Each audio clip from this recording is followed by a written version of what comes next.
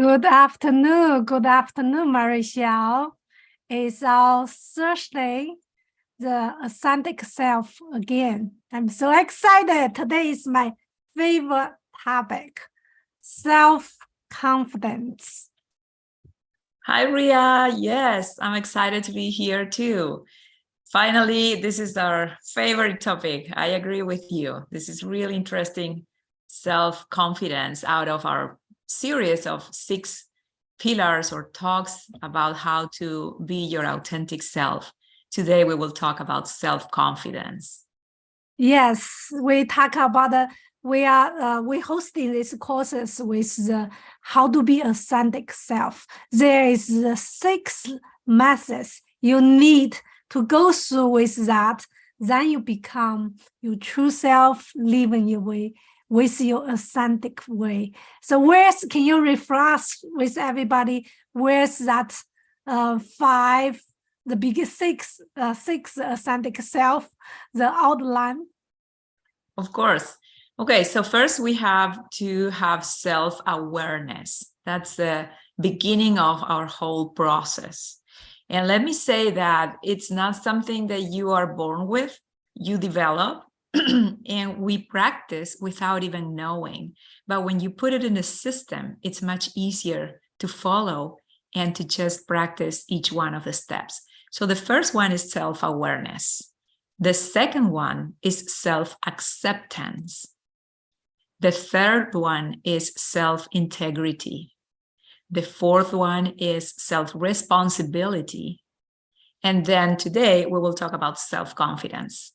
Yes, let me see if I take off my glass. Do I still are confident with my sense? Today we talk about the power of self-confidence. We all know the person if same light up the room when they walk into the room, because the energy they brought to the life, to the party, to the people who are around them, to anything they do, that confidence is make that energy stand out. Why is self-confidence is so important, Marichelle? Yeah, I just said the walk in to the room, you light up because the self-confident. Maybe I ask another question. Sorry, okay, back to a little bit of this. What is just self-confidence? It's just the energy, or what else? How to bring that self-confidence? Okay, so let's talk about what is. What is the definition of self-confidence? It's the belief, right? It's what you believe that you can conquer any challenge. It's the belief to know that you will succeed for anything that life will throw to you, right? I'm not talking about successful careers, or I'm talking about daily things, because you cultivate self-confidence every day. So it's knowing that whatever happens, I'll be ready. I'll be prepared to face my daily challenges and I will succeed. That's the main meaning of self-confidence. Yes, and to be able to be self-confident, number one thing is you have to read out the little chatty behind your mind, the self-criticism, say, self-doubt, say, oh, maybe I'm not good enough. All of that little chatties need to release. Yeah. But how to release that, just as we said, number one thing is you have self-awareness, you know you're chatty again, you criticize you again. They say, okay, stop criticizing myself. I will say, that's I was talk about the last time we talked about look at the mirror of yourself in the morning. My practice that I want to share with all of you. In the morning when I wake up, I go to, when I first time see the mirror, my hair is messy, my hair is this. I will say, oh my gosh, you're such messy. Then I cut off, then I wear that. I will say, okay, now doing the practice, I just accept and say, okay, Ria, you are just beautiful as who you are because you have loving and caring. That's immediately boosted the self-confidence inside me. That what do you do exercise for confidence, Marshall? The number Well, one. I think I mentioned to you, I read a book that radically changed the way I see life. You know, one of those books that gives you the transformation you needed. And it talks about self-talk. And the first part of the training is to become aware of all the times that you find yourself talking to yourself in a way that is not good. So I start, looking for other people's self-talk. I'm like, oh. And then I realized, because I thought, I know about self-confidence. I just put positive thinking in my mind, blah, blah, blah. But then I start identifying, something would fall out of my hands. I'm like, oh, that was me and my lack of skills, or I should know better. And those criticisms inside my mind, once I became aware that they were there, I was able to accept and then make a change. And as soon as I would notice myself thinking negative, like I have issues with worries. I worry too much about my kids, about health. The moment I see myself worrying too much, I'm like, pattern interruption, that's enough. And then I replace those dialogues inside my mind with positive talk. Yes. This self-talk is a big thing. I just talked about the last week with another person. We talk about the self-talk. When you start self-talk, there have two ways. One way, you have all of the criticizing, the little noise behind you. One way, you have to be aware, pulling out, not talk you negative, then talk to yourself, encourage yourself, accepting yourself, then encourage them, brother, that's confidence, release negative talk. So now we jump to here is talk about why self-confidence is so important, because self-confidence is important because it gives you the freedom to be who you are. We talk about to be authentic self, because you live with your true self. That's confidence in your ability. You don't have to worry about other people think about you whenever you messed up with something. So you just relax and enjoy your life, knowing you have the skill and the talent to achieve whatever that set you might to. Just like what you just said, Marichelle. Then I would like you give some maybe share some two ways. How can I become more self-confident?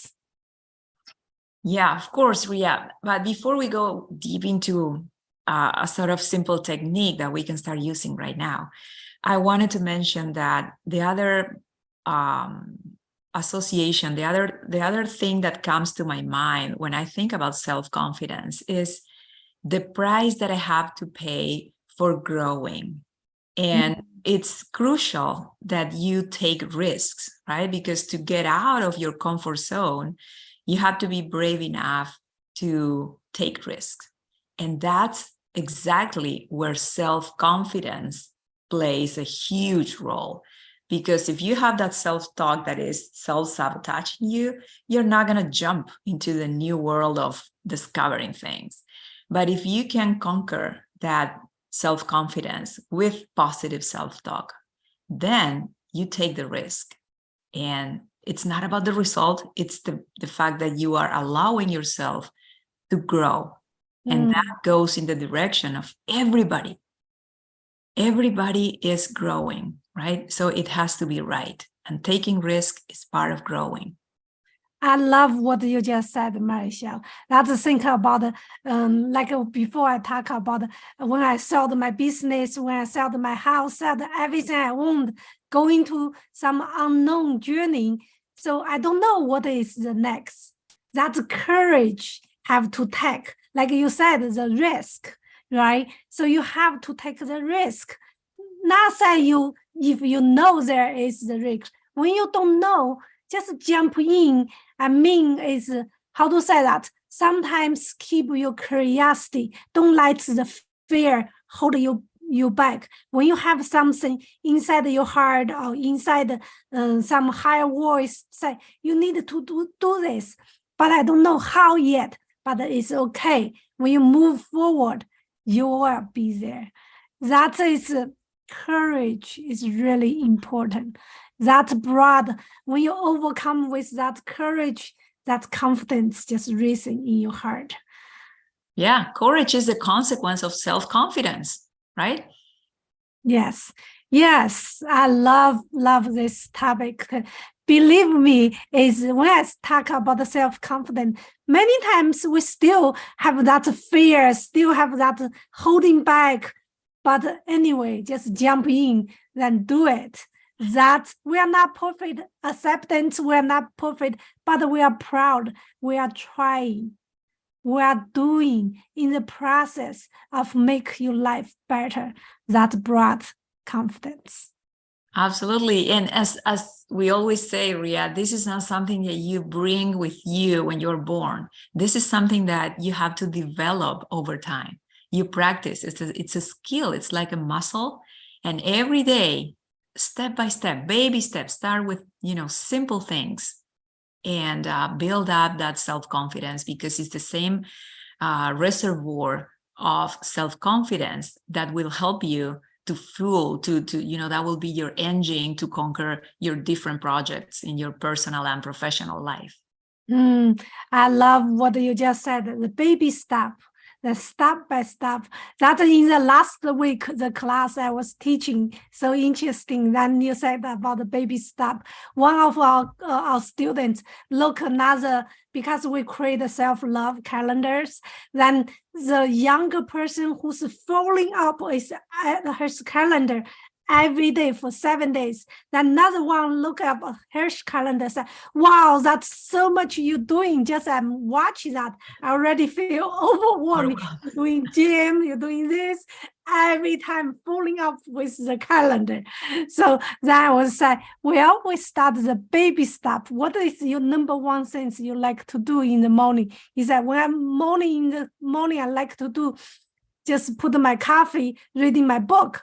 That is one thing, the baby step. When you read a book, read something to educate your mind. Read something make you happy, not watching the news. That's the baby, not watching some negative stuff.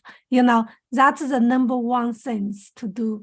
Baby step, slowly build it up with your confidence. Thank you, Marichelle. That is really helpful. Today, I think time passed by, just a few minutes, we all say we do 15 minutes, 20 minutes topic about the self-confidence. I would like to bring that message, the 5 key, how to practice each time that bring more self-confidence with all of you. So I will be said the number 1 key is become aware of your awareness. That is being to observe yourself, observe the environment, what around you. Also, number 1 important thing is observe the self-talk, what you tell yourself. It's when you wake up, the first thoughts come to your mind. So what is number 2, Marichelle? So in this process of becoming mindfulness about you, your needs, your confidence, the second, first you already shared, becoming aware of your surroundings, becoming aware of your self-talk. Second step would be to become aware of your body sensations. Like, are you cold? Are you feeling warm? Are you feeling protected? Are you...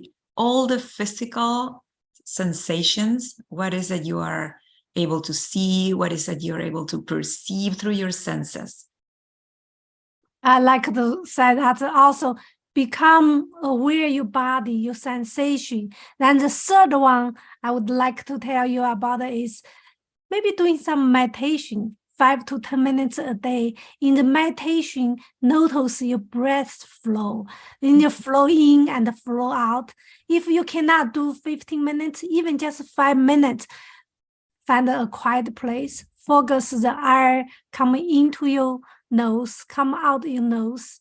The many sensations that you experience help you calm down and find the inner peace. Yeah, and after that, I would suggest to practice a booster for your self-confidence is imagine or visualize the goal, right? Like, let's say you are working on a specific goal towards your health. Let's say you want to lose weight. Then imagine yourself, how would you look or feel, assuming you already reached your goal? And put that with your eyes closed, put that in your mind, visualize, and try to feel through the body, the sensations of the new experience that you're getting into. And that will create new pathways in your brain to boost your self-confidence towards that goal. Our body is our temple. The number one thing is taking care of our body. Like you go through all of that exercise, then feel that energy, that how that surround you, how to make your body feel more peace, more relaxing, and important is more present. Perfect. Yeah, the mind is not able to discern between reality or not reality. So use your brain, use your mind to imagine that end that you have for your goals. And once you anchor those goals with sensations in your body, then for your mind to get there, it will be familiar. So it will be less complicated for the universe to create the future that you are working on. But everything starts here. And use that tool to build your self-confidence. When you say everything started here, I will think about how to connect with your heart and here. So the alignment with, you use breathing exercise, you use raising your more awareness, help you to bring more confidence in your life. Thank you, Maricel. Thank you, everybody who was watching this. I hope this 5 key we give to you is a little bit of baby step that can help you bring a little bit more confidence. Then each day you feel better and better. Thank you, everyone. Before we close this, Maricel, can you tell anyone what is our next topic? Yes, so we have the final step. It's about boundaries, how to create healthy boundaries about everything that is, our needs, everything that we want, everything that we are daily constructing in our life, in our future and development. We need to create boundaries because it's essential that, we know our own limits, and we also need to develop the ability to let other people know our limits, our boundaries. So that's the topic of our next talk next Thursday. Yes, boundaries is super important. No matter how much you practice, how much you're learning with all the information, if you don't have boundary, then you don't have that grounding. So all of the things can be mess.